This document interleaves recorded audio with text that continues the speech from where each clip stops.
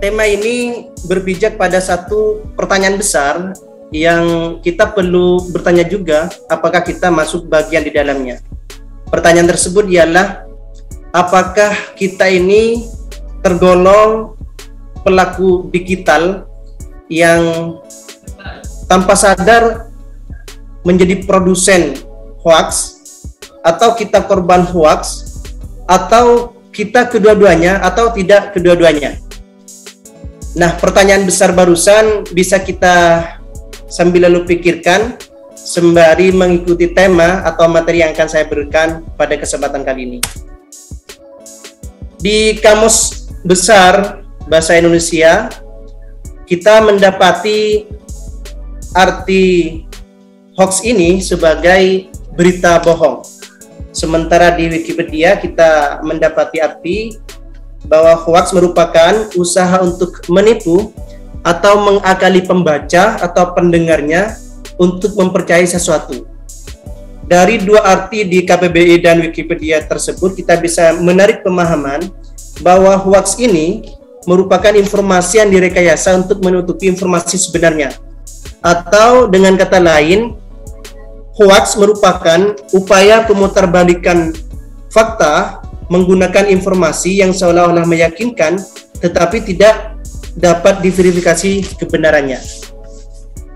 Nah, dari pengertian tersebut kita bisa membedahnya dari 4 kasus yang bisa saya hadirkan pada kesempatan kali ini. Kasus pertama, 4 kasus ini tergolong sebagai korban hoax ya, korban hoax. Yang pertama, hoax obat penangkal COVID-19. Nah, ada ratusan orang yang meninggal dunia di Iran akibat keracunan alkohol. Setelah muncul kabar dengan mengonsumsi alkohol dapat menangkal COVID-19. Ada ratusan orang yang meninggal dunia hanya gara-gara persoalan sepele, yaitu hoax. Saya katakan sepele karena penyebarannya cukup gampang ya, cukup gampang. Kalau dilakukan secara masif ini bisa berdampak besar. Kemudian kasus lainnya, hoax penculikan anak di negara bagian Tripura, wilayah Timur Laut India. Nah, di India tersebut beredar kabar sekelompok penculikan anak yang melalui aplikasi percakapan anak WhatsApp dan media sosial beredar di negara bagian Tripura. Hal itu membuat penduduk setempat di wilayah tersebut curiga terhadap warga yang tidak dikenal dan mengeroyoknya hingga menimbulkan korban jiwa. Jadi untuk menghentikan penyebaran hoax tersebut, pemerintah negara bagian Tripura wilayah Timur Laut India memutus akses internet wilayah tersebut.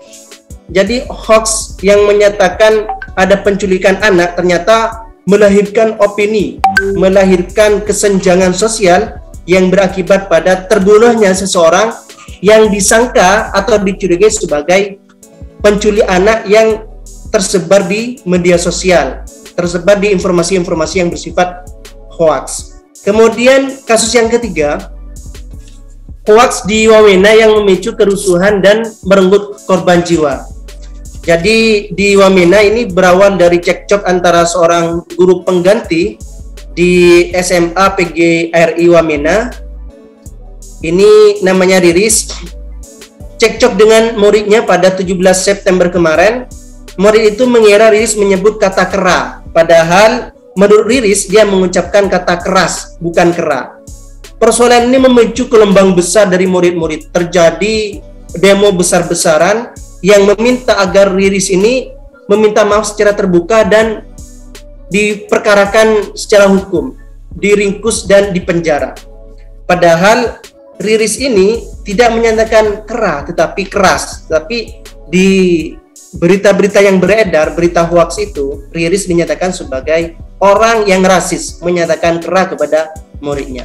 Kemudian yang cukup viral di awal-awal COVID-19 merebak di Indonesia termasuk di dunia, yaitu pernyataan Presiden Amerika Donald Trump yang sekarang sudah menjadi mantan karena kalah dalam pertarungan kemarin. Ini Trump menyatakan bahwa dengan menyuntikkan disinfektan ke tubuh untuk memerangi COVID-19 ternyata manjur. Ini pernyataan Trump. Ditanggapi serius oleh banyak warganya, oleh warga Amerika Serikat pada waktu itu, dan menyebabkan banyaknya korban jiwa, bahkan berujung pada kehilangan nyawa. Dari 4 kasus yang saya hadirkan ini, kita sepakat bahwa hoax, berita bohong, sekalipun itu hal kecil, saya menyatakan hal kecil karena cukup diketik dan diviralkan di media sosial, termasuk di media massa yang tidak bisa bertanggung jawab, ternyata dampaknya luar biasa. Bahkan tidak hanya berdampak pada permusuhan, tidak hanya berdampak pada saling curiga, tapi juga bisa berujung pada lenyapnya nyawa seseorang. Motif berita hoax yang perlu kita cermati. Yang pertama, sekedar main-main. Jadi yang semula itu hanya main-main ternyata bisa berujung pada persoalan besar. Kemudian yang kedua ada ekonomi, penipuan. Yang ketiga ada politik atau propaganda, dan yang keempat ada agitasi atau hasutan. Saya tidak perlu menjelaskan secara detail karena waktunya dibatasi. Yang pasti 4 motif berita hoax ini bisa kita temukan di dunia digital, baik di media sosial maupun di media massa yang kurang bertanggung jawab dalam produk jurnalistiknya. Kemudian, nah ini ciri berita hoax yang perlu kita ketahui. Yang pertama, didistribusikan via media sosial karena efeknya lebih besar. Kemudian yang kedua, berisi pesan yang membuat cemas atau panik pembacanya. Kemudian diakhiri dengan imbauan agar si pembaca segera memforwardkan warning tersebut ke forum yang lebih luas. Yang terakhir, biasanya pengirim awal hoax ini tidak diketahui identitasnya. Nah, keempat ciri berita hoax ini bisa kita cermati dari adanya 7 jenis berita hoax. Yang pertama, berita bohong ya, fake news. Jadi berita yang berusaha menggantikan berita yang asli. Jadi ada rekayasa informasi yang dilakukan oleh penyebar hoax tersebut. Jadi berita yang berusaha menggantikan berita yang asli ini artinya adalah bertujuan untuk memalsukan atau memasukkan ketidakbenaran dalam suatu berita. Penulis berita hoax biasanya menambahkan hal-hal yang tidak benar, makin aneh, dan makin kurang baik dalam berita tersebut. Jadi yang disebar itu memang link atau tautan berita, tetapi di dalam link atau tautan berita itu direkayasa sedemikian mungkin seakan-akan itu benar, padahal itu adalah sebuah kebohongan. Kemudian yang kedua, jenis berita hoax itu ada yang namanya clickbait, tautan jebakan. Nah, tautan jebakan ini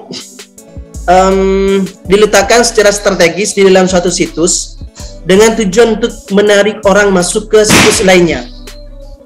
Konten di dalam tautan ini sesuai fakta, namun judulnya dibuat berlebihan atau dipasang gambar yang menarik untuk memancing pembaca. Tetapi substansi dari berita tersebut adalah kebohongan.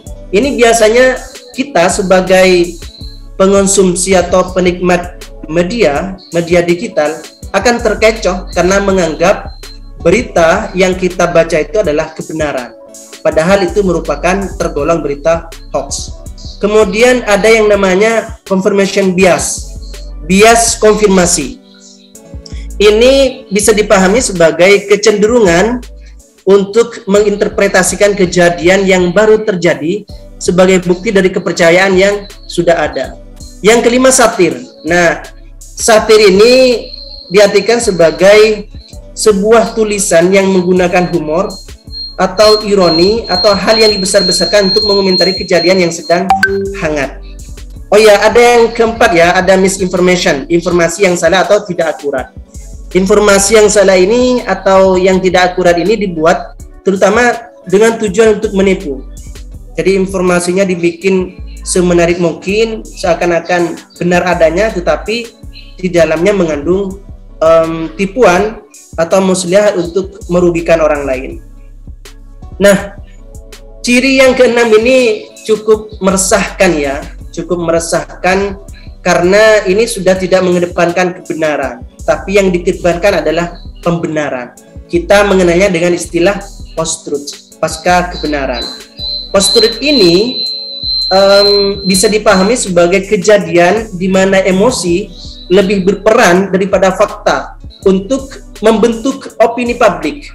Biasanya orang yang sudah masuk pada kategori yang keenam ini, berita hoax yang dipicu oleh kategori keenam ini atau jenis berita hoax yang keenam ini, tidak mau dengan fakta yang sebenarnya. Dia akan mengambil informasi sekalipun itu hoax kalau sekiranya itu sesuai dengan emosinya, sesuai dengan keinginannya. Dan yang ketujuh, ini propaganda. Nah, propaganda ini merupakan aktivitas menyebarluaskan informasi, fakta, argumen, atau gosip, setengah kebenaran atau bahkan kebohongan untuk mempengaruhi opini publik. Itu propaganda. Nah, teman-teman sekalian, ada beberapa hal yang bisa kita lakukan untuk melakukan perlawanan terhadap berita hoax yang sudah cukup memprihatinkan di dunia digital kita. Yang pertama ialah waspada judul provokatif.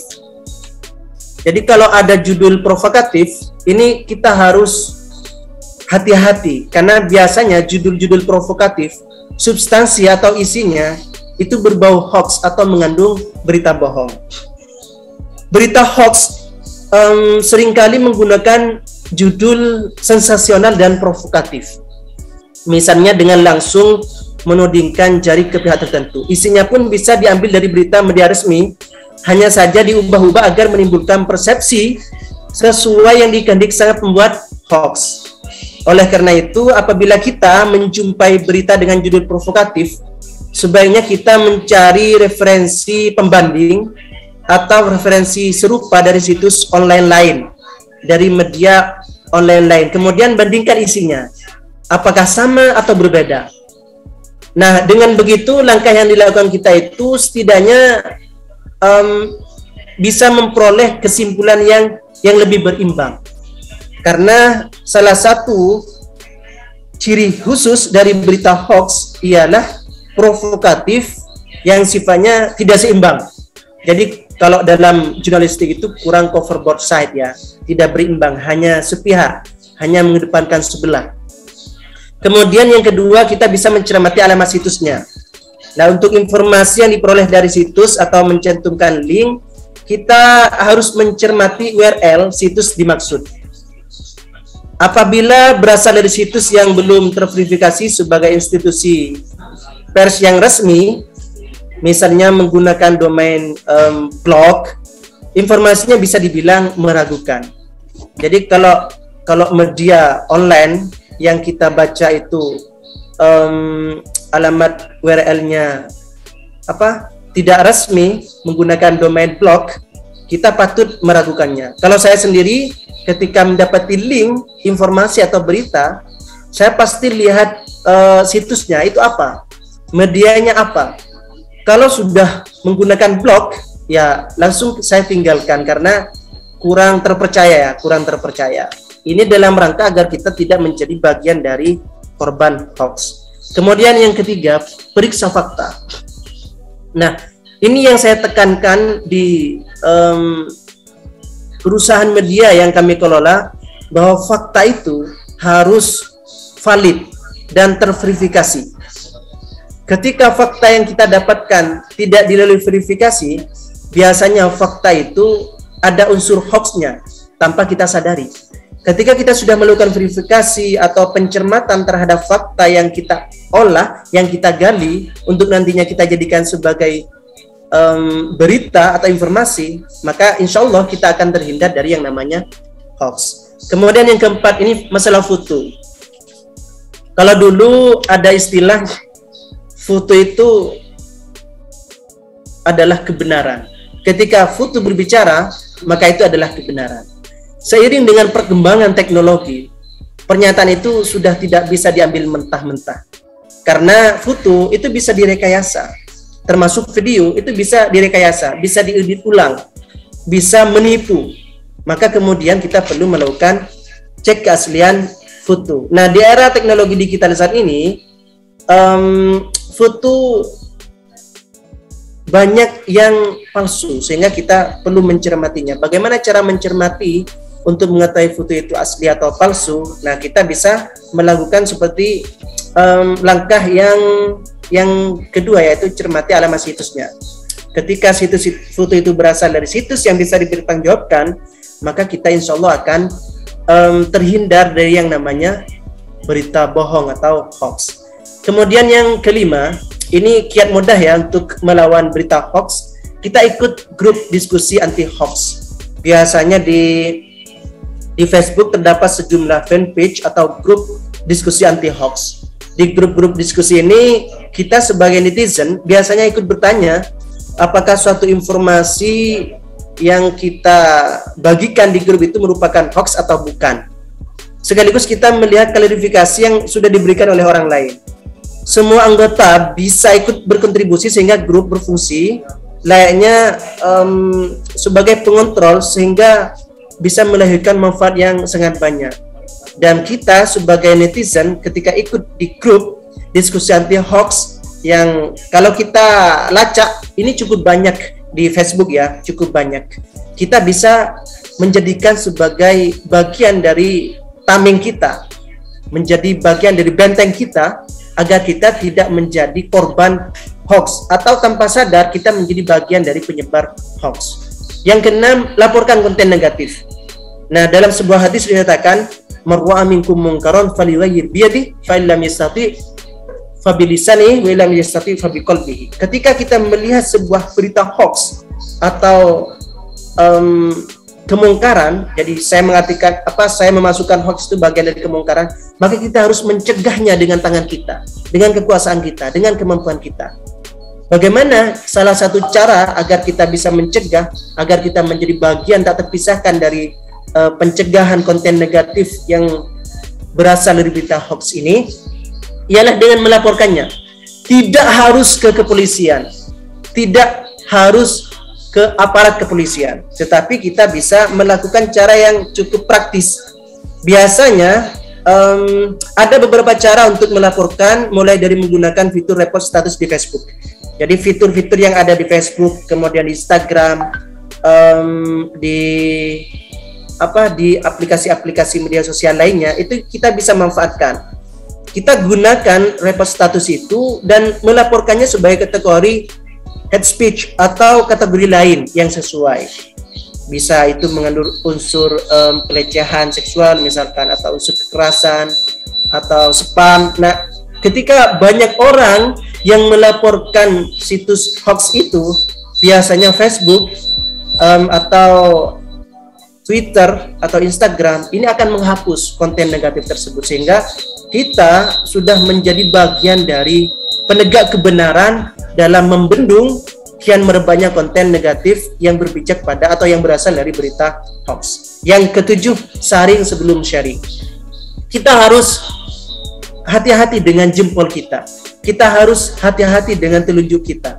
Karena ada kalanya kita menjadi salah satu bagian dari produsen hoax ketika kita tidak bisa mengendalikan diri kita. Karena link atau konten yang kita terima menurut kita asyik, sesuatu yang sesuai dengan emosi kita, kita langsung menyebarnya, kita langsung men-share-nya. Nah, ini sangat berbahaya karena salah satu kian merebaknya, kian tak terbendungnya berita bohong atau hoax itu, salah satunya karena kita tidak mampu mengontrol jari-jari kita dengan baik. Baik, Pak Hairul. Nah, ini terakhir Waris ya, dari WHO ada 6 kiat. Yang pertama, kita perlu kaji sumbernya, kemudian lebih dari sekedar berita utama, identifikasi penulisnya, periksa tanggalnya, periksa bukti pendukung, yang terakhir periksa bias kita. Apakah kita ini sudah tergolong orang yang mengedepankan emosi atau kita realistis di dalam melihat informasi-informasi yang kita dapatkan.